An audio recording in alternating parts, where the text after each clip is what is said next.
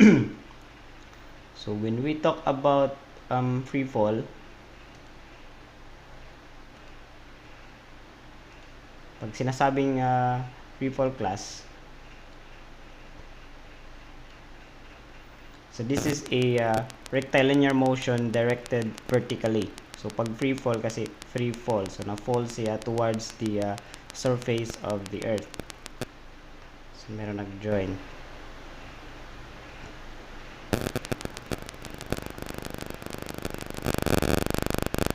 And then sa free fall, it is influenced by Earth's gravity. Yung ating gravitational constant, which is equal to G equal to 9.81 meter per second squared. And then if we are going to analyze a free fall motion, we neglect air resistance. Bakit? Kasi if we are going to analyze two different objects, let's say we have here a hammer, so hammer, no, a ballpen hammer, and also a feather. So even if they have the same initial velocity, let's say both of them starts from rest, and then if they fall towards the Earth's surface, of course, obviously, the hammer will fall first, meaning the time of flight of the hammer is lesser than the time of flight for the feather. Why? Because of air resistance. Because a hammer, it is also massive, and the cross-sectional area o yung area na tumatama sa atmosphere, sa air, is very small compared to our feather. Kasi yung feather natin is medyo malaki yung cross-sectional area niya.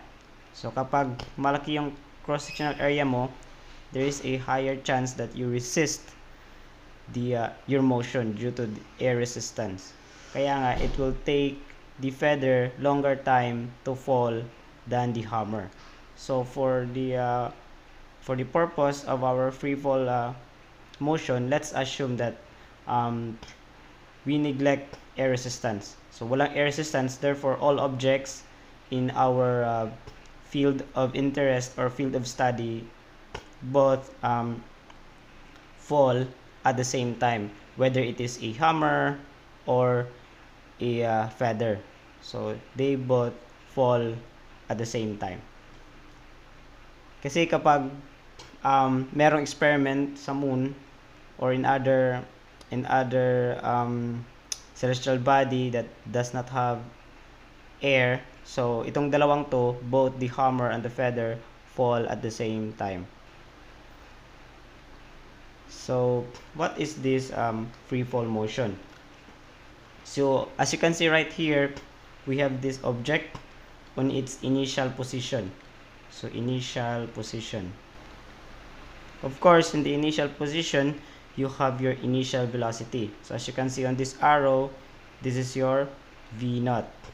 And your V0 is directed upwards. And it doesn't have any component on the horizontal kasi pa-upward siya. So take note class, for free fall, pa-upward yung velocity mo. Of course, here we also have your displacement. This time, we are going to denote it as y sub 0 or y naught. Hindi na x naught kasi vertical yung ating path ng free fall. And then, of course, we have time here, t naught. And as it travels or as it goes upward, of course, it will reach the maximum height. So this height is your delta y max. So ma-attain niya yung maximum height wherein its velocity is decreasing until yung velocity mo dito, v mo dito is equals to 0. So v at the highest or at the top, v of t is equals to 0. And then as it travels on this path, of course, this is influenced by the negative acceleration due to gravity of our Earth. And then, take note class that if it travels from this initial position to the top or the maximum height position, and then from the top to the final position or the bottom position here, yun yung final position natin, yung total time niya, so t from initial to top is just the same as t top to final. So same lang kasi pag goes mo upward, meron kang velocity, then nag-zero ka dito, then from 0 to your final velocity. And take note class, our initial velocity v naught is just equal to our final velocity but in the opposite direction. That's why we denote this as negative v in the final vf. And then meron din tayong ibang case for free fall motion in which an object falls from a certain height. Therefore, meron na siyang height na nakalaan, or the height is already given. And this height is negative. Why? Because you start in this position. Let's say this is your initial position. Initial, and then this one is your final position located on the level ground. So most examples or most problems in free fall motion looks this way, or you can illustrate in this manner, wherein it starts from rest, or your initial velocity here v naught is equals to 0. Why? Because you just simply drop this object. So dinadrop mo lang to from a certain height. And why I put negative here? Because the direction of your motion is towards the negative side of your y-axis. And then again, this is influenced by the negative g. So ganun. So ito lang, dalawa yung mga cases natin wherein it is thrown upward. So hindi ito naka-angle ha, kasi free fall lang, only vertical motion. It is thrown upward with initial velocity, reaches its maximum height, then falls back towards the location, the same as the initial location. And the other another example is that you drop a certain object initially from a certain height, delta y, wherein your initial velocity is 0, and then it goes downward to your final velocity.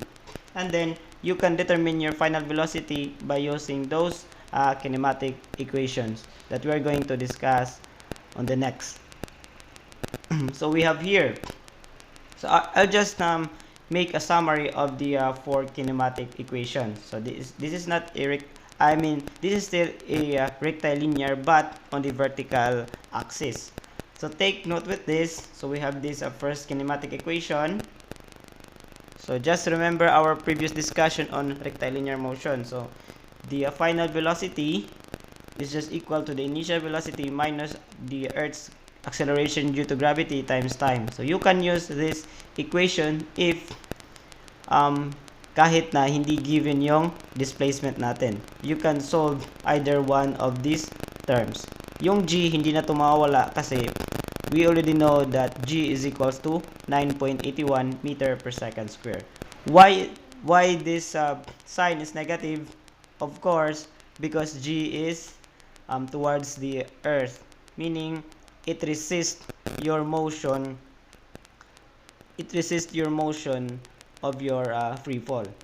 Then the second kinematic equation is a function of your displacement. So here, your displacement is just equal to the product of your initial velocity times your time minus 1/2 times g t squared. So class, this is still derived from the rectilinear motion. The same pa din to sa derivation ng rectilinear motion on our previous discussion. And then, in this equation, even if you don't have a final velocity, so here, lacking yung final velocity, you can still solve one of these variables here in this equation. The same true with our third kinematic equation. The square of the final velocity is equal to the difference of the square of the initial velocity and the product of our acceleration due to gravity, displacement, and a constant 2.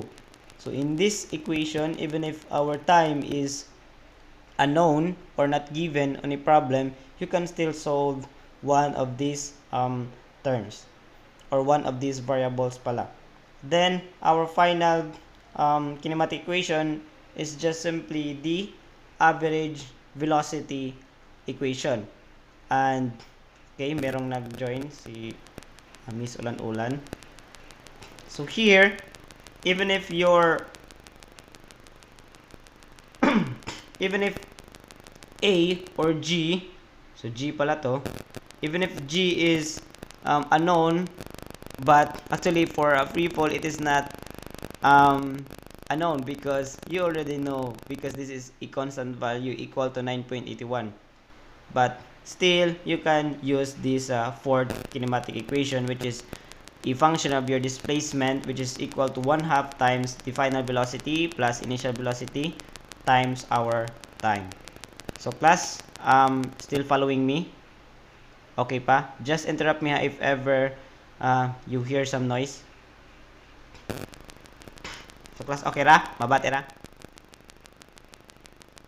Okay. So again, just remember those four kinematic equations and those types of free fall motion, so that we can use that one to solve our sample problem here. So let's try.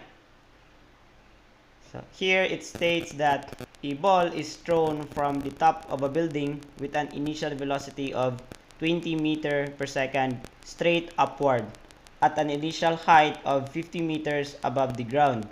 The ball just misses the edge of the roof on its way down. Determine, letter A, the time needed for the ball to reach its maximum height. So again class, neglect air drag. So, diba, most of our problems, it really stated there that you neglect air resistance. So, in solving free fall problems, be sure to illustrate the problem for your bases. Kasi dyan mo ma-visualize kung ano yung forma ng problem mo. So here, sabi daw dito, a ball is thrown from the top of a building. So draw tayo ng building. Say this is our building. So building natin.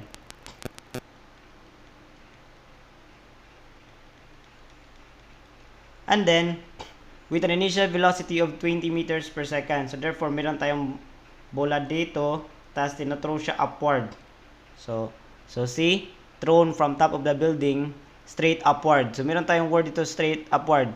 If it's not straight upward, if it is in an angle, therefore, that is not a free fall motional, that is not already a free fall motion, it is a projectile motion. So here, since straight upward, so just say our V naught. So V naught natin dito is equals to 20 meters per second.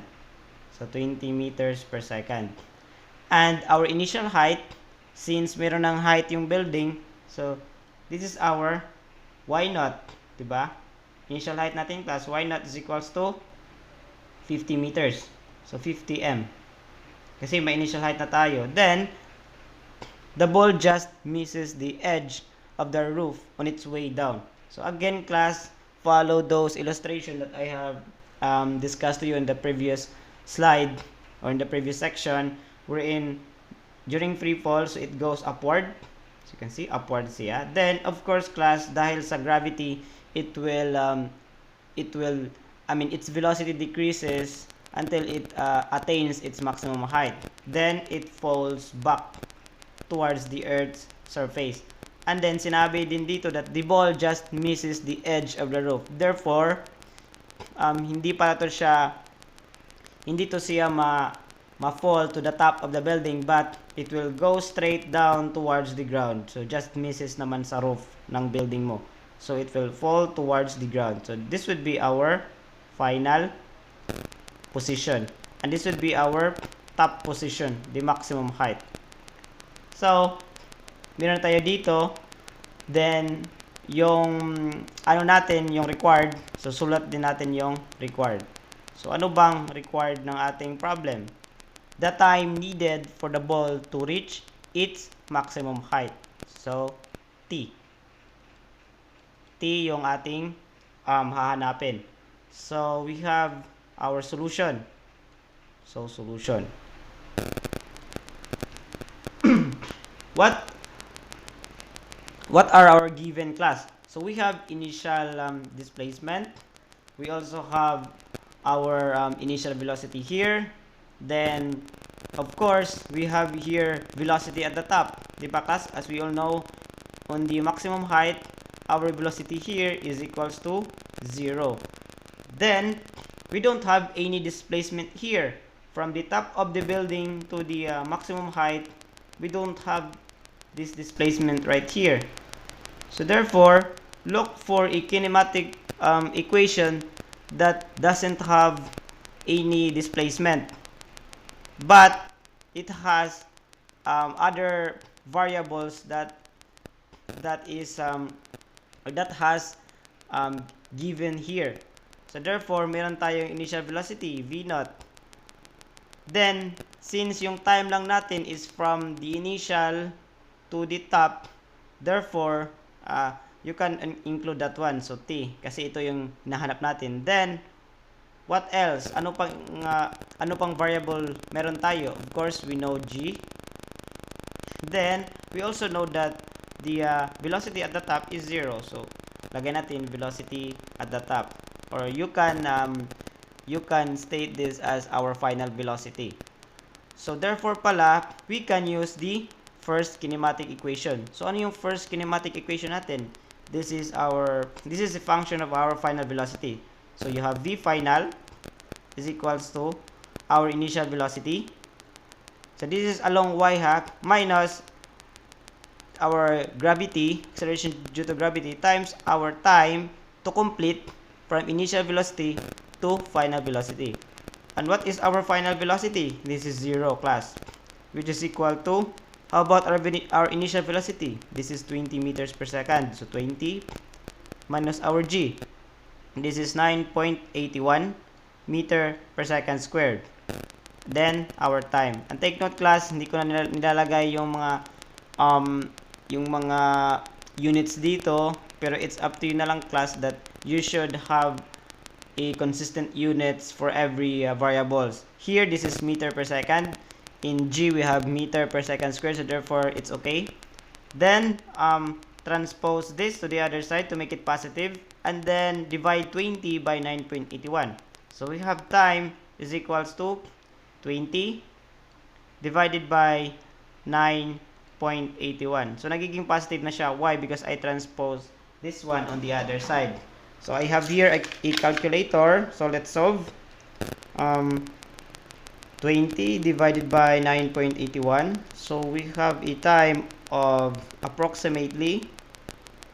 So, this is approximately equal to 2.04 second.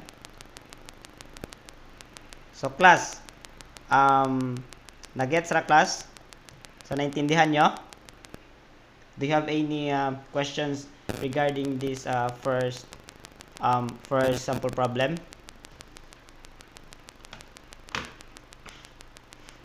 Class, okay ra? Okay.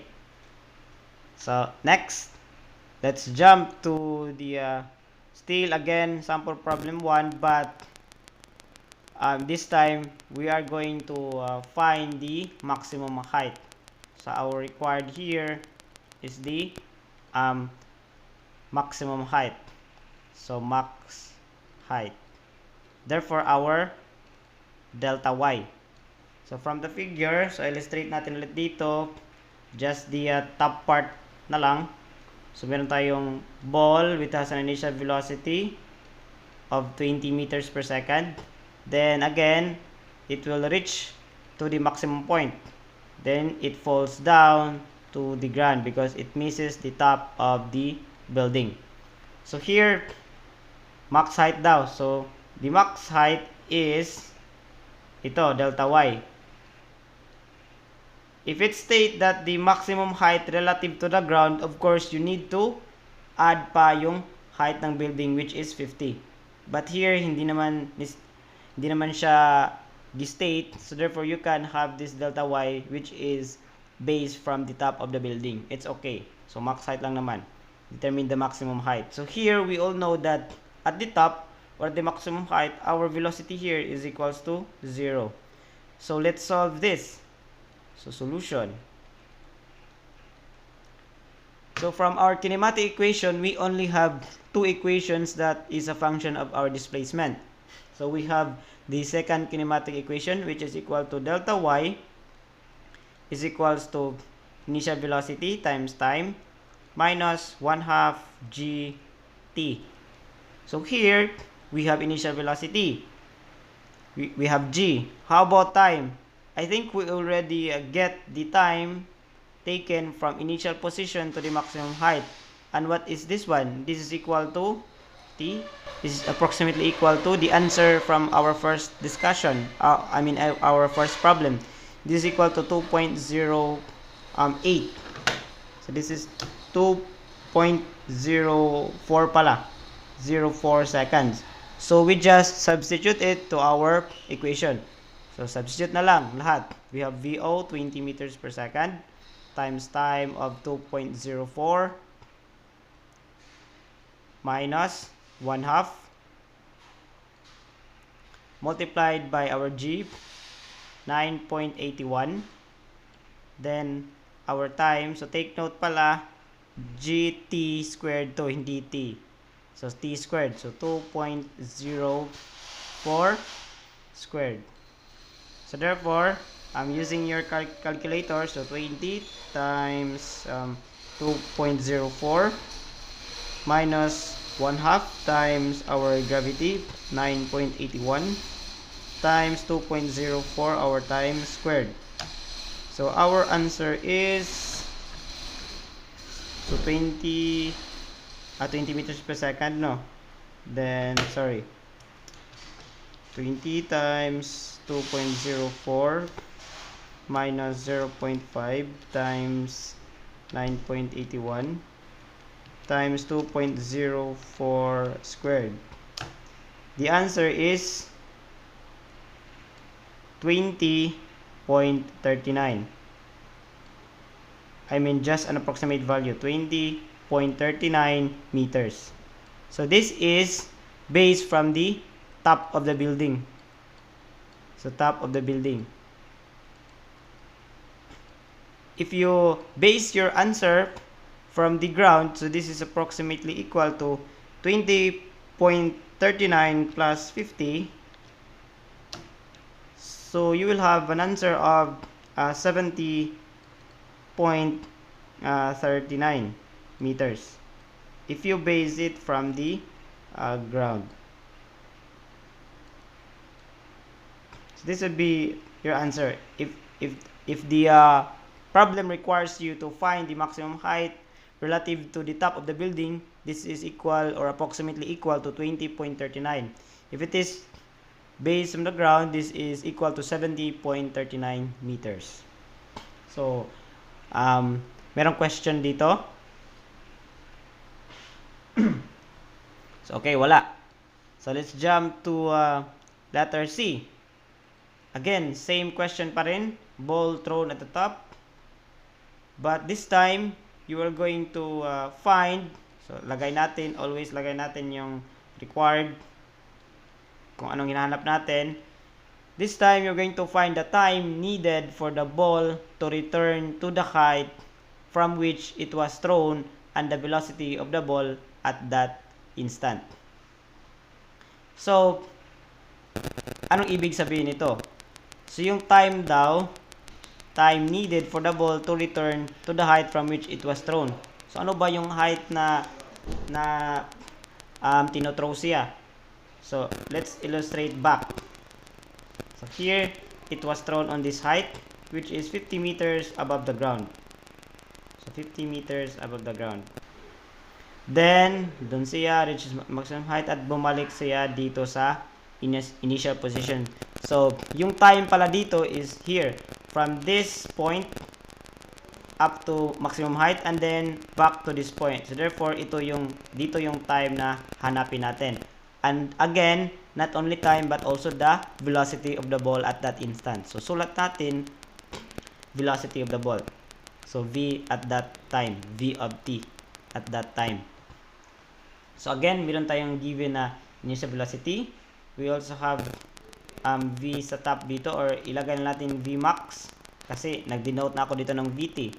So v max, again v max at the top is 0, and then so ayun na nga, meron tayo ditong maximum height from the previous example. So maybe we can use that information to solve for the time to return to the height where it was thrown.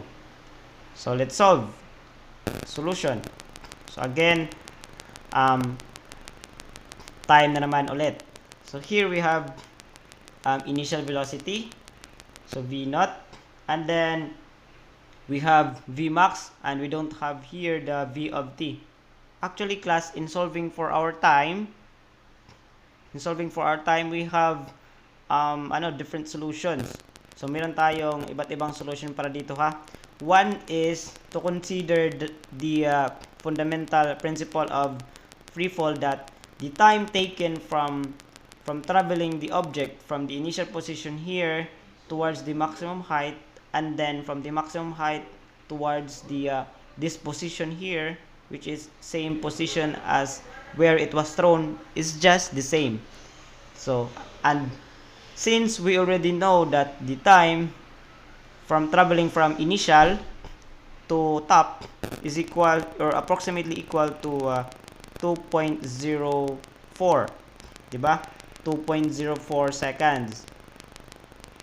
So correct me if I am wrong. Let's go back. So diba, meron tayo dito 2.04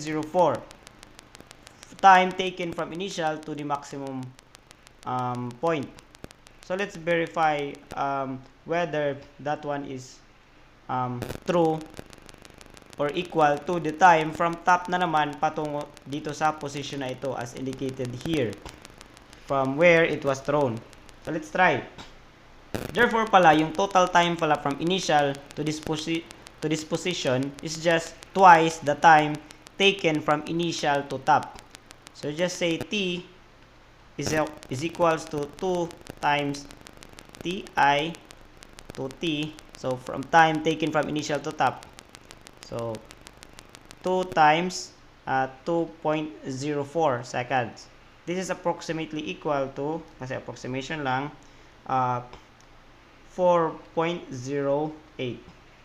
seconds. So let's verify whether this one is correct or not by using another equation. So i-retain lang yan natin. Retain natin. So let's try another equation. So on the second kinematic equation, we have delta y is equals to v naught t minus 1/2 gt squared. So again, your displacement should depends upon your datum line or your reference. Dito, di ba, yung reference natin is this, the top of the building. Wala tayo nag-refer sa bottom. So therefore, we let this as the origin, or we let that our displacement here at the top of the building is 0. So therefore, yung final position pala natin, yung displacement niya is 0 since it returns back to where it was thrown. So therefore, yung delta y pala natin on our final position, so here, ha, take note, this is our final position for this problem lang, ha, for this case, letter C na problem. So this is our final position right here. At ano yung displacement natin dito relative to the top of the building? Of course, 0. So that's why we can put here 0. And then what is our initial velocity? So 20. What is our time here? So that is our unknown. So t minus 1/2 our g. G is 9.81. So 9.81 t squared. So t squared. So we multiply both sides by 1/t para makuha natin yung t squared dito, para mati na lang. So we have here 0 pa rin. is equals to 20 minus 1 half 9.81 t. Then ano mo dito, transpose mo, so we have t is equals to 2 times 20.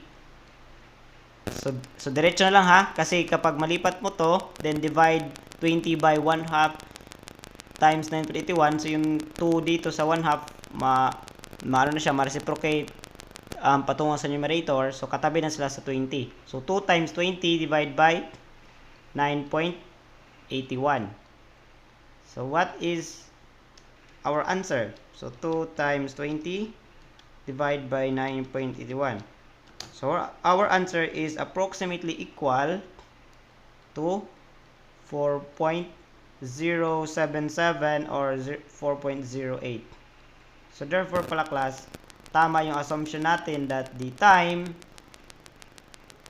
taken from initial position to the maximum height is just the same as the time taken from maximum height to this position where it was thrown. But you can still use this formula. So this is just to show you how to prove that that principle by using this second kinematic equation. So, di ba? Same lang yung sagot nila. So, do you have any question about this? May question ba tayo dito? So, I think wala. Kasi, silence. So, here, let's jump to the question for letter D. This time, it states that you need to find the time needed for the ball to reach the ground. So, ito, yung time na naman, so, i-drawing natin ulit. So, T of G natin ha. I-denote na lang natin that T of G is the time needed for the ball to reach the ground. T of G. So, we illustrate again the problem. Again, yung ball is throw from the top of the building upwards, reaches maximum height, then goes down kasi it misses the roof, goes down to the ground. So, ipa-find na natin yung time dito. And I think class, we already get the time here, diba? Total time from initial to max height to this, we already know. So, we are now aftering na lang sa time dito. You can do that method, but you can just simply calculate by using only one equation. So meron yan. V not dito is equals to 20. Okay. So, to find that one, solution. So, let's solve. Solution. So here we use the okay, I forgot to label this one. So this is 50, the height of the building. So here we have time, we have initial velocity, and we also have displacement here from this initial position to the ground, which is, if we refer if we make the top of the building as our reference, therefore yung 50 pala dito na height ng building natin is already negative kasi nilolocate natin yung ground. So therefore this is negative kasi pababa na yung pag-read natin sa displacement. So therefore, in order to solve for the time, you will use the second kinematic equation, wherein this is a function of your displacement delta y is equals to V naught T, so TG, lagay natin TG, minus 1/2 G T square, TG square. So, as you can see here, our delta y natin dito is negative 50 because our reference is at the top of the building and we locate the position of the object which is on the ground. So therefore this is negative 50 from the top of the building. So we put negative 50 equal to our initial velocity. We have 20 meters per second. Okay, unknown yung TG. Minus 1/2. The value of our G, this is equal to 9.81. Then, TG squared. So, as you can see right here, we just simplify the terms. And then, I can bring it here. Yung negative 50, iti-transpose ko sa kabila para magmukha na siyang ganito. AX squared plus BX plus C is equals to 0. Therefore, this is a quadratic equation. So, let's try. This is 0 is equals to, unahin natin yung negative 1/2 times 9.81 pag simplify para mauna yung t square. So, we have 0.5 times 9.81. We have 4.905. So, this is negative pa rin. So, negative 4.905 TG squared plus 20 TG. So, 20 TG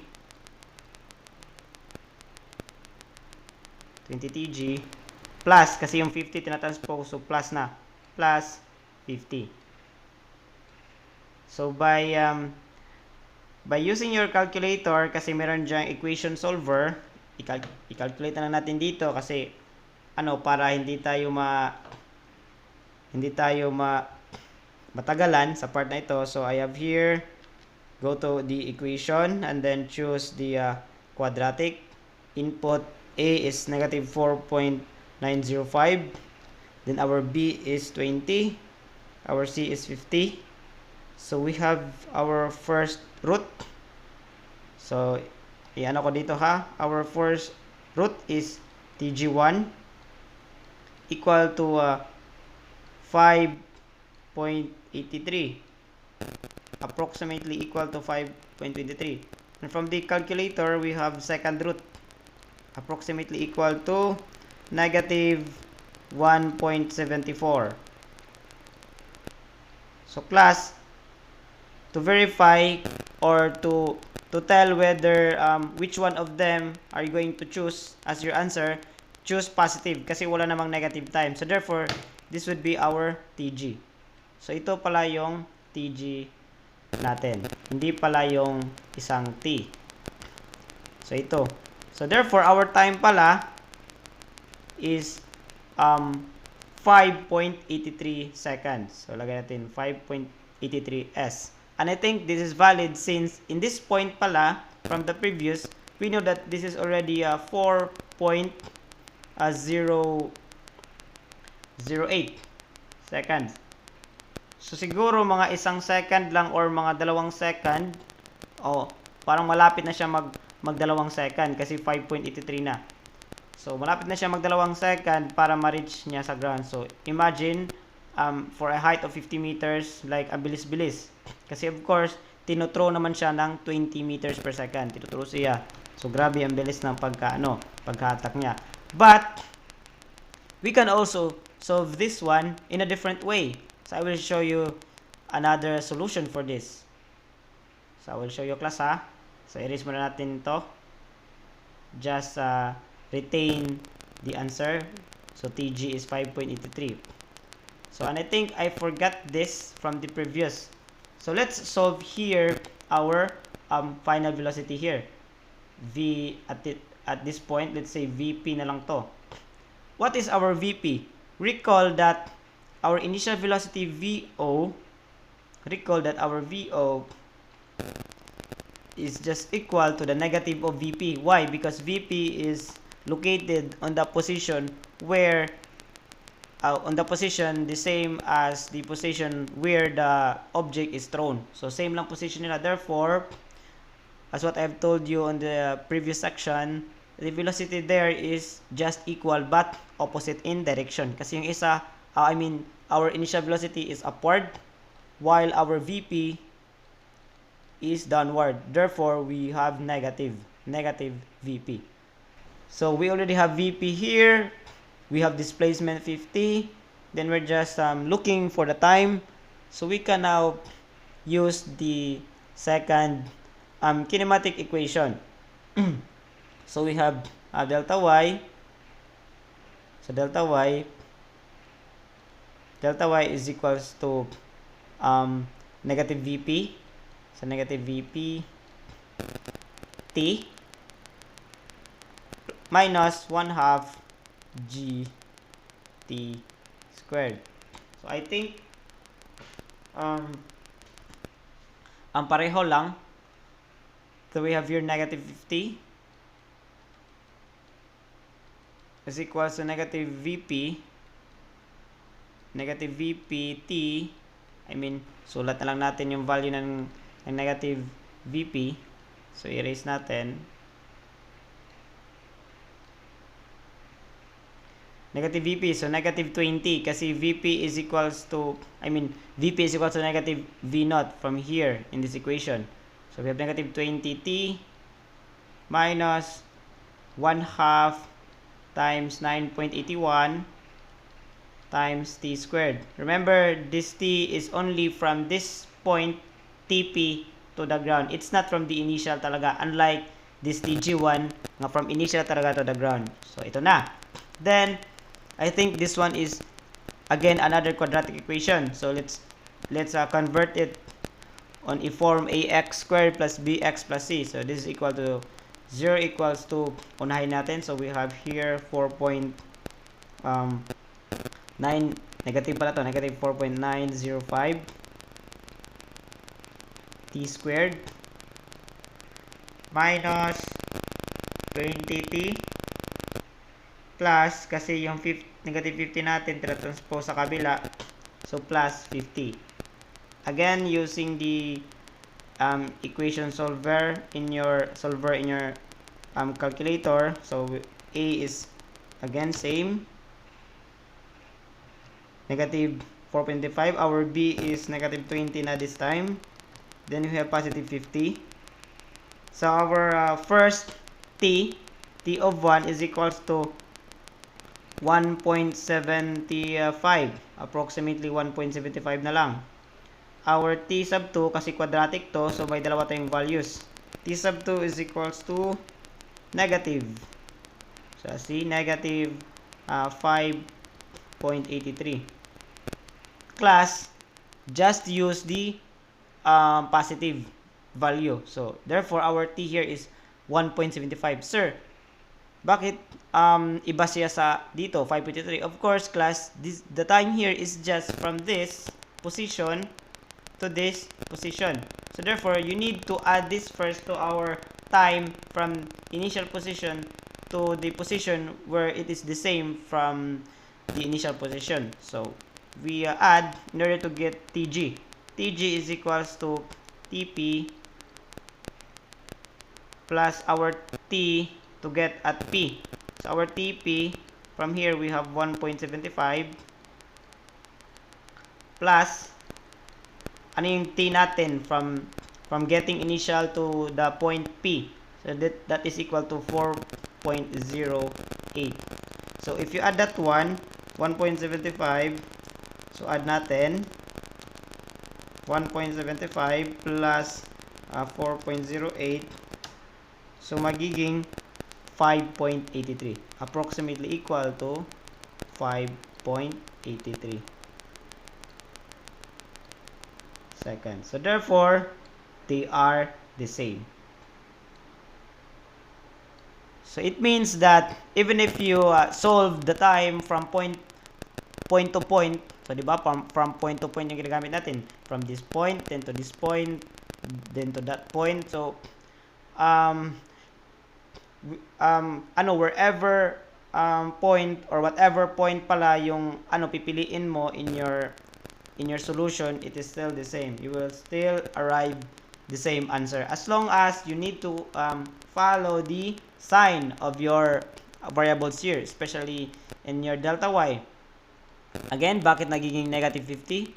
Because the direction of our the direction of our motion is downward, and then our reference na point din is at the top. So therefore, yung delta y natin patungong bottom is negative. And always negative 1 half g kasi yung g natin is negative. And why negative yung VP natin? Kasi yung velocity na naman natin is already directed downward. So therefore, use the negative sign. So class, do you have any question about this? May question? Okay, so wala.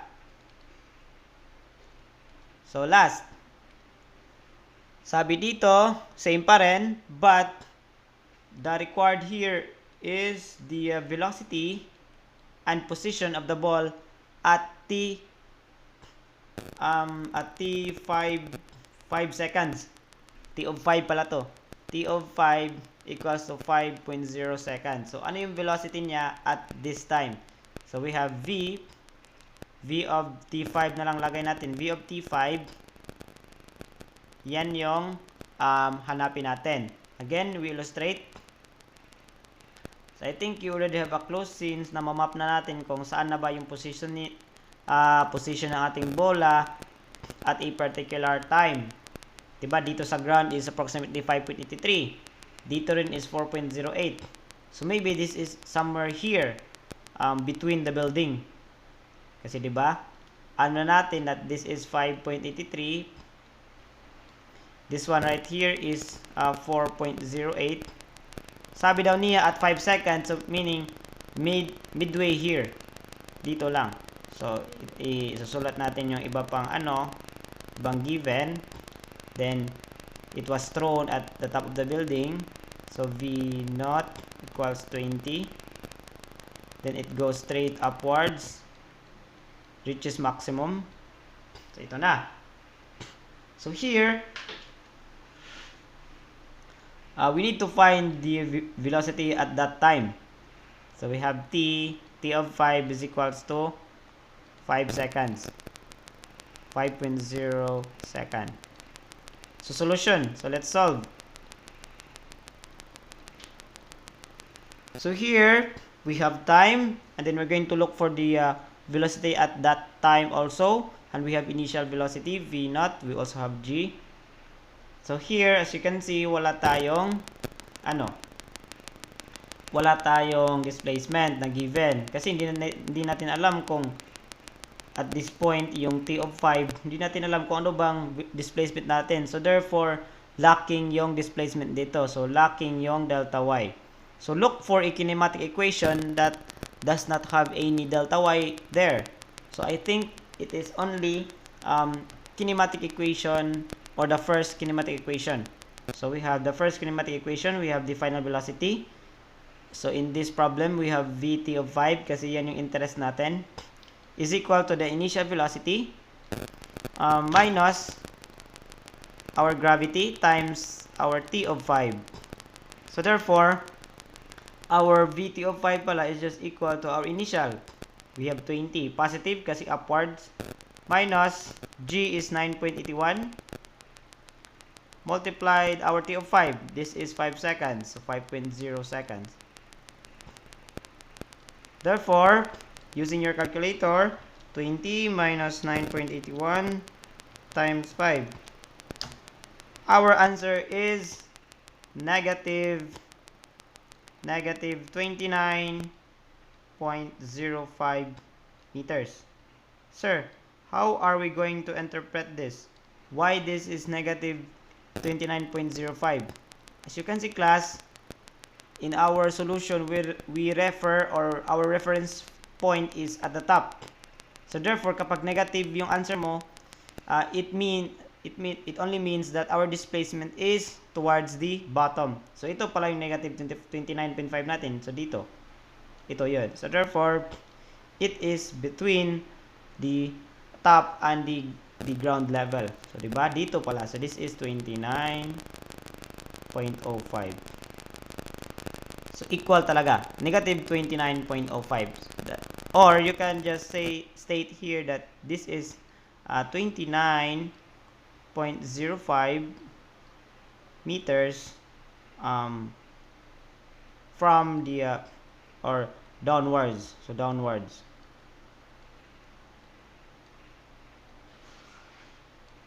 Or below the roof of the building. So ganon. So nakuha na class. Do you have any question about this? So my question? Okay, wala. So let's go to our next example. Here it states that a rocket moves straight upward starting from rest with an acceleration of 129.4 meter per second square. It runs out of fuel at the end of 4 seconds and continues to coast upward, reaching a maximum height before falling back to Earth. A, so ito yung una nating tanong, find the rocket's velocity and position at the end of 4 seconds. So again class, in order for you to solve this problem, you need to illustrate. So let's illustrate.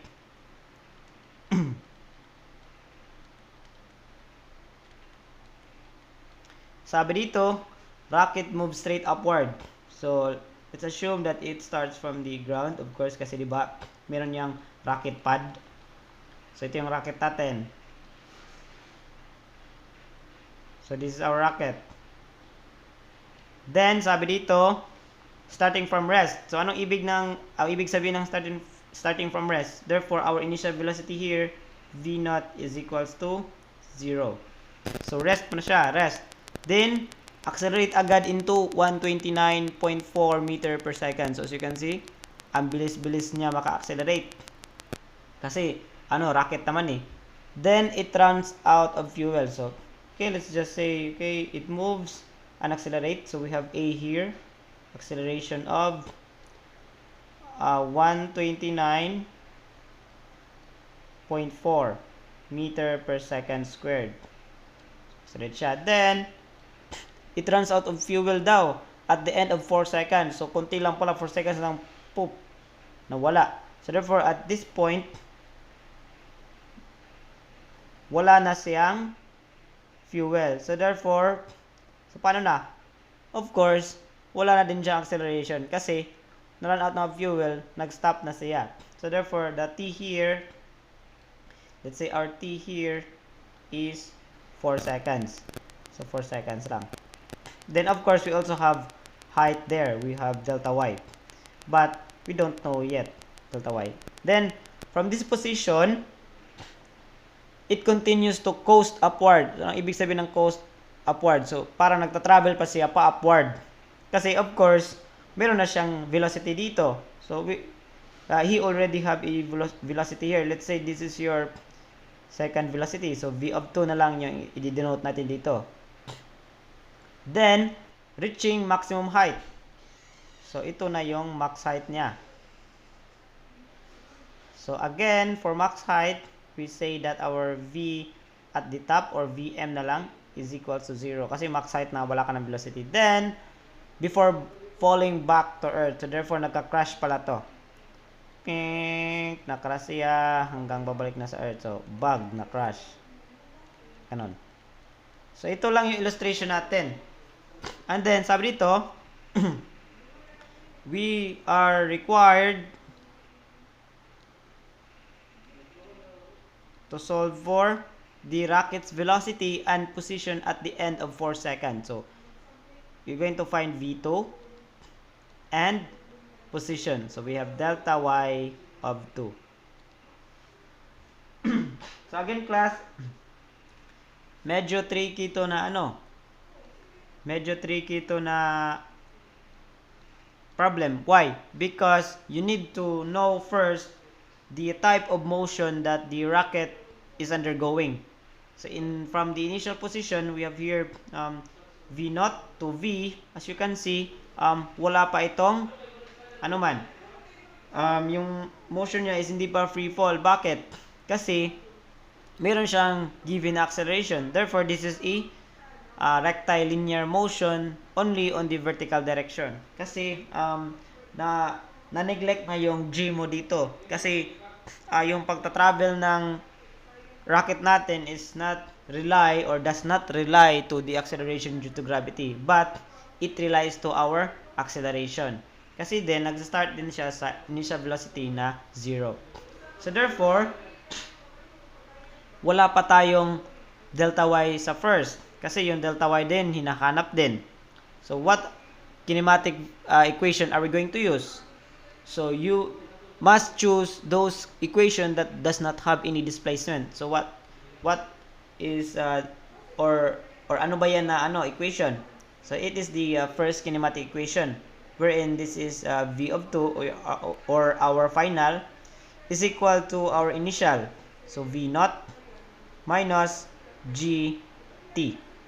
So again, we already know that our time here is 4 seconds. Kasi sinasabi dito, from initial up to the 4th second, nag-stop na. Na-run out of fuel na siya. So therefore, wala na siyang acceleration dun. And then, from coasting niya, or yung nagtatravel siya pa upward, wala na kang A dito. Kundi, na-influence ka na sa G. So therefore, dito na pala nag-start yung free fall natin na part. Hindi sa initial na part. So, let's substitute. What is our initial velocity? 0 minus, okay class, nagkakamali ako dito kasi yung ginagamit ko is free fall. It's not free fall pala because it is a rectilinear motion sa first part. So, therefore, we have plus a t kasi rectilinear. Remember, our rectilinear, we use the acceleration. So, this is plus, what's our a?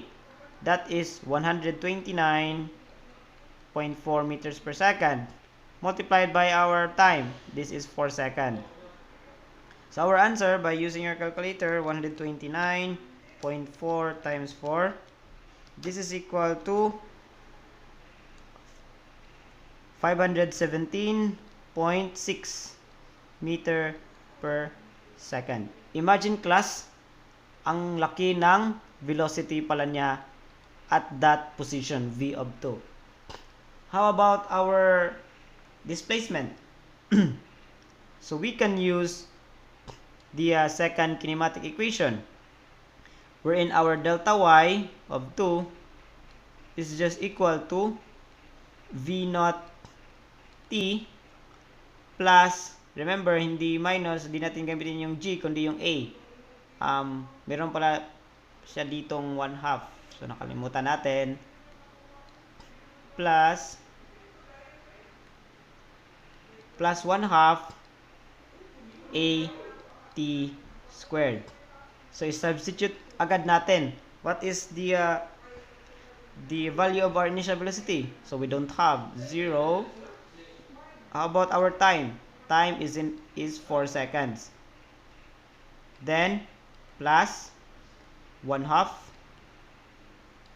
our a is 129.4 times the square of d, so 4 squared. Then this one is 0 na ito, so magiging 0 na ito. So perform the operation. So 1/2 times 129.4 times 4 squared is 16. So our displacement pala is 1035.2. So therefore, nakapag-travel agad siya ng 1 kilometro. Of course, ang laki-laki kasi ng acceleration niya. So class, na-gets ra class? Are you still following me? Do you have any question? Okay. So, ganun lang. So, in this example it has two types of motion. Remember, we have rectilinear motion and on the second part, the free fall. So, here, another requirement naman natin, same pa rin yun ng problem but on the second question. Sabi dito, find the maximum height the rocket reaches. So, this is delta y max. So, para uniform tayo, yung delta y max natin, magbe-base tayo sa ground. So, magbe-base tayo sa level ground. Hindi tayo magbe-base sa second position. Again, as we illustrate, so we have here, from this, then from here, nawawalan na siya. This is t for second, v naught of 0. Then sabi to y max, so ito, wherein our y max, our velocity there is 0. So therefore ito yung y max natin, delta y max. Yan. So hindi tayo dito magbe-base dito sa position 2. Diyan tayo sa delta y max. But to solve for this, since hindi tayo pwede mag-start sa ating free fall dito sa ground kasi nag-accelerate siya, it's a different type of motion. This is rectilinear. So we can just start solving the free fall from second position to the maximum point, because we already know that v2 is equal to, again class, yung v2 natin is, tatandaan natin, 517.6 meters. So susulat natin 517.6 meters. So 517.6 meters. Then since free fall na pala siya kasi nawala na siya ng fuel, so may influence na siya sa ating G. So okay. Solution. Again yung delta y max natin is hindi pa yan dito. So let's just say this is our H. I-denote na lang natin sa pag-solve natin sa free fall, H pa lang yung makukuha natin. So H. So ano yung formula natin gagamitin? So here we don't have time, and also we don't have, I mean we have G, we also have initial velocity. So therefore, anong kinematic equation natin gagamitin? So yung kinematic equation na walang time. So ano yun? So we have final velocity, which is the velocity at the top, squared, equal to the initial velocity. So since yung initial position natin is dito na tayo sa position 2, kasi dito nag-start yung free fall natin, so write v sub 2 squared minus 2g delta y, or ito yung height natin, gidenote natin sa letter h. So 2g h. So solve for h. Since we don't have velocity at the top, so 0, which is equal to, how about a v sub 2? So this is 517.6 squared minus 2 times 9.81 times height. So we just transpose this one on the other side para positive, then divide 517.6 squared by 2 times 9.81. So we have our height of 517.6 squared mo to. Sorry, squared. Divide by, magiging positive na siya. So this is 2 times 9.81. So by using your calculator, our h is 517.6 squared divided by 2 times 9.81. So we have our height of 13,654.93 or 9317 to be approximate, to be equal meters, or this is approximately equal to 13.65 kilometers. So di ba? Ang taas-taas ng inaabot ng rocket. Then I mean, di ba? Hindi pala ito. Kasi this one is just the height pa lang from point 2 to the max. Since yung inano natin is from level ground, so therefore we need to add pa yung delta y na nakukuha natin dito. 'Di ba? Nakakuha tayo dito ng delta y2. So delta y2, 'di ba? Nakakuha tayo dito sa part na ito. So therefore, we need to add first in order to get the delta y max. So delta y max is equal to h plus delta y of 2. Anong h natin dito? This is equals to 13,654.9317 plus our delta y of 2. Balik tayo sa previous slide. Our delta y of 2 is 1,035.2 meters. So, lagay natin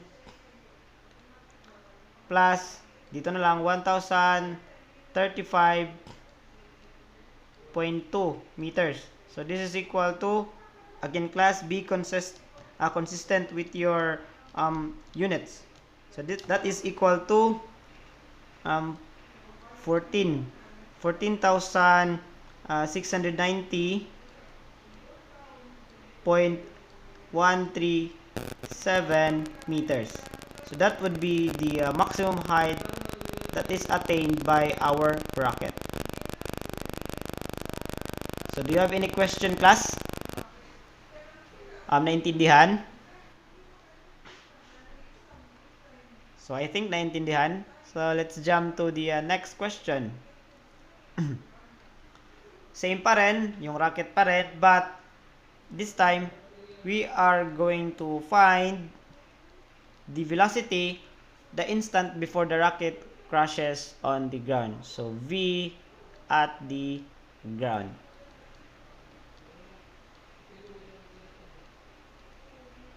Ayan, V at the ground na. So here, again, susulat natin ulit. Here, it starts from rest. Then here, we have point 2, our initial point. Then, reaches maximum height, M. Then, naka-crash siya sa ground. So, this is our final position. Then, we are going to look for our VG, ground, or final position. So, let's say our V here, again, V of 2 is equals to 517.2. Maximum height, Vm natin dito is 0.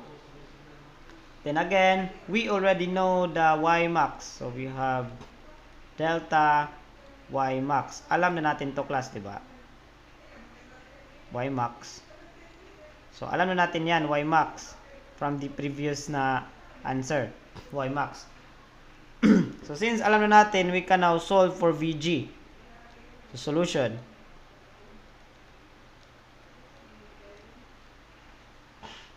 So, ano bang kinematic equation na walang time? So, time is lacking here kasi wala tayong time from this initial, the top position or the maximum height position towards the ground where the rocket crashes. Actually, class, pwede ka mag-base from 2, tas isosolve mo siya patungo sa ground, but it will take you much longer time. So, let's just start from the top or the maximum position that the rocket reaches during its travel. So let's use that one. So from this position down towards the ground, we don't have time there. So therefore, we look for a kinematic equation that does not have time as a variable. So we have that one as Vg squared is equals to Vm, our initial, which is the top, Vm squared, minus 2g delta y max. So, diba, alam naman natin si delta y max. So, therefore, makakasolve na tayo sa Vg squared. Since Vm is 0, makakancel out to siya. So, our Vg squared pala, Vg squared is equals to negative 2 times our g, 9.81. How about our delta y max? From the previous na answer, we have 14,690.1317. So, solve that one. So, answer times, we have y max times 2 times 9.81. So, our final answer is we have 288,220.384 meters per second. But this is Vg squared pa lang. So meter squared, second square pa lang to. So square root, take square root. for both sides in order to arrive our VG. So our velocity at the ground pala is just the square root of this. So our answer is 536.86.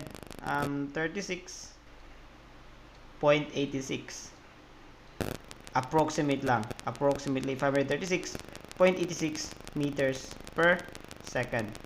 So that would be our final answer. And in class, kung may magtatanong kung saan bang position yung V2 natin, kung saan position makakuha tayo ng negative of this V2, of course, i-project mo lang dito. Kasi, di ba, in this point, same yung velocity mo, 507.2, but opposite in direction. Patungo na siya sa baba. So, as you can see, class, dito is 517.2. Since meron pa siyang height, extra height, therefore,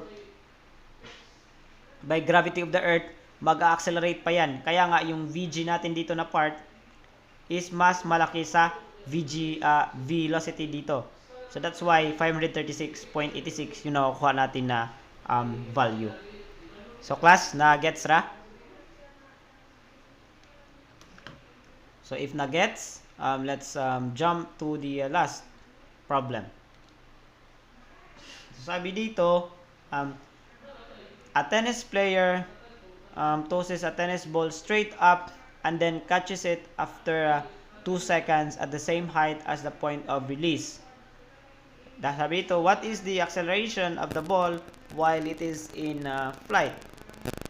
So, first, we need to illustrate this one para ma-visualize nyo. So, sabi dito, a tennis player tosses a tennis ball straight up. So, let's say this is the level ground.